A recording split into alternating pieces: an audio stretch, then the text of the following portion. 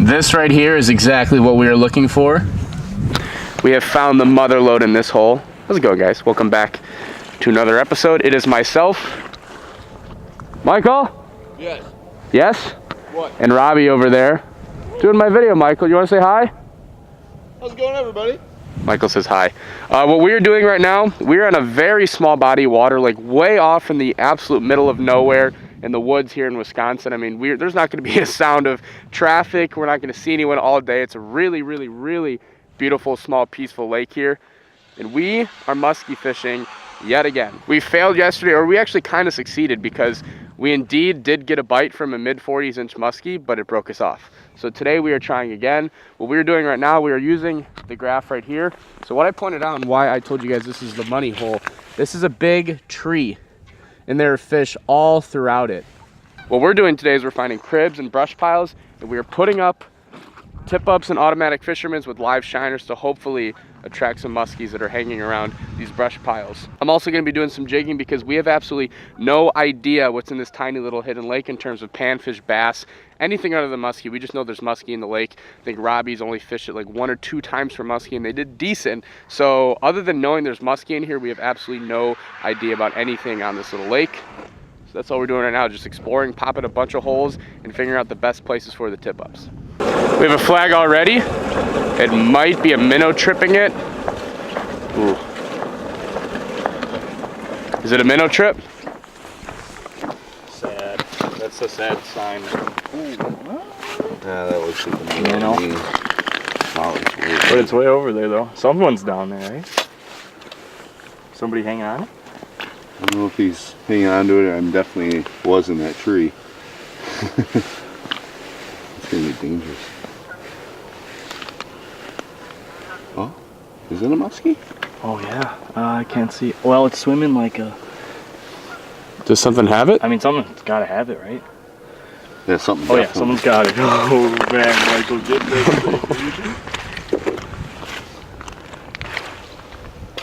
Oh, this is tense. Why don't you just record off one so one of us can grab it for him? Yeah. If it is a muskie. I'm good at grabbing them too solo. Unless if I'm just wrapped around stuff. No, that's gotta be a fish, dude. Yeah, but now I can't. I'm feeling it like slip through something.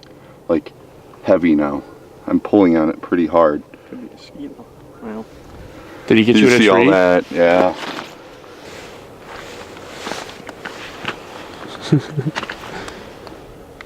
That's one downside to fishing near brush piles. I've never done this. Never before. done it, right? So that could have been the minnow. What'll tip these tip-ups off if you guys have never fished with tip-ups before? Michael, do you want to give a demonstration? All right, so this is how these tip-ups work. I like to run beaver dams, made in Wisconsin. But I like to hook the shiner kind of right behind the dorsal there, because that knocks them off center there. So that's going to constantly force that bait to swim around, because we have really dark water here. So not only do I want movement down there, but I want to add a little bit of visual to it. This is DK Magic Powder. Just kind of press that on. It works best actually if you can dry the tail off as best as you can. I'm going to shake off the axis. Ooh. Let me send that little chartreuse tip tarpon down there. Now to set these, you can get kind of technical by dropping a depth finder down there.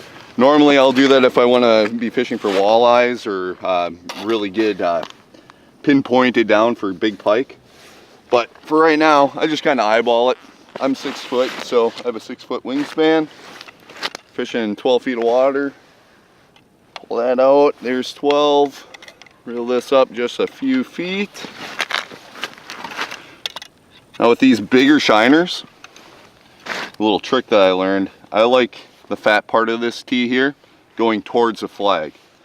And now I'll actually put a little bit of an angle, not too sharp of one. Set that in there. Now as you can see, it has to push that flag down so there's a little bit more tension, so you're not getting the minnow trips as easy with these bigger shiners. Obviously when the fish pulls it, flag's up, then you hand over hand it. Hopefully we'll show you that later on today. So we have some developments in the day. We finally have all of our tip-ups and autos out. Lee is here. Hi, Chris. Wow. And the most important part of the day is happening right now. Yeah. Mr. Michael Hansen is tending the brats, and even toasting the bun because he does it with love. Definitely. Nothing better than a nice warm sausage on a bun while you're out here on the ice. What else is in there, Michael? Brats for brunch. What do we got in here? Oh man. We have some chocolate, dark chocolate turtles. Wow, these are my favorite. From James J. Chocolate Factory. James Some J. toffees in there. Some toffees, Some huh? toffees? Wow, I think we're gonna have to open these up later because they're probably gonna be gone after this. So.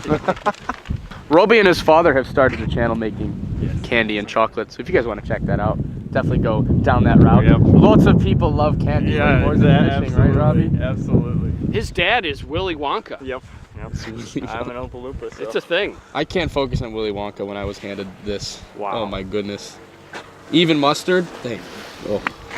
Absolutely. I need to put this camera down. I'm not worthy yet. Not worried. So like always, once you start making food and eating it, a flag flies. Got halfway through my brat. They got way more of a head start than I did. Michael, what happened? False alarm? Oh, you put a hefty amount of mustard on there. I'm from Wisconsin. I love mustard. He's on Coop's protein. Hoops? Yeah, it's Roundy's today, actually. Hoops, if you're watching this, Gonna really be mad. I'm ready to be on your protein.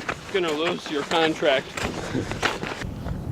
Robbie, can you explain what on God's green earth you're doing? I'm jigging for a muskie, and the bluegills are tougher to catch than the muskies at this point. Michael's been trying, I've been trying. We can't catch anything. Can you pull up and just show the people what you're using here? It's not that big in muskie standards, but I'm gonna grab your cord. Have either of you caught a muskie doing this? No. No, but the potential is there. Let's just smash your come out. Let me get that back. Unbelievable. It's not looking so good. Yeah, this is how the bite's going. There's panfish everywhere, but we can't get a single one to bite, like at all. It's a very strange deal. Michael, any action? No. No, he says no. Robbie, Not any good. any action? Not so much, man. No, nothing yet? Nope. Well, you let me know if you get one, okay? Yeah, I think I'll be yelling pretty loud. That is epic. Yes! I caught a fish Wow. today. I mean, to wrap down a day like that, that's just unbelievable, Michael. Congrats, man. Hey, thanks. You Way know, to go, guy. Doing big things. Wow. I unfortunately cannot share the lake with anybody that we're on because we are, oh boy, Nice one, guy. we are on some trophies. Way to go, guy. Whew, get another one, man. Wow. That was the saddest act of satire I've ever seen in my life. When I Michael- felt that thing just obliterate this jig. Can you give me a play-by-play of what's down there? Yeah, there's about a bazillion 2-inch bluegills and perch. Man, 1 1/4, 1 3. Yeah, they're not even 2 inches. I can't even honestly say that it's a 2-inch gill. That's sad. Well, that did a really good job of summing up our day. We basically got our asses kicked. A lot of times when you're exploring these hidden ponds that not many people fish, it could either be a gold mine or it could absolutely suck. Today, it absolutely sucked, especially when you pair that with the fact that we were ice fishing for muskies, which is probably one of the most difficult things that you can target through the ice. Probably the most difficult. We knew this type of day was either going to be a home run or a big fat swing and a miss. Fortunately, it was a swing and a miss, but this video is not over.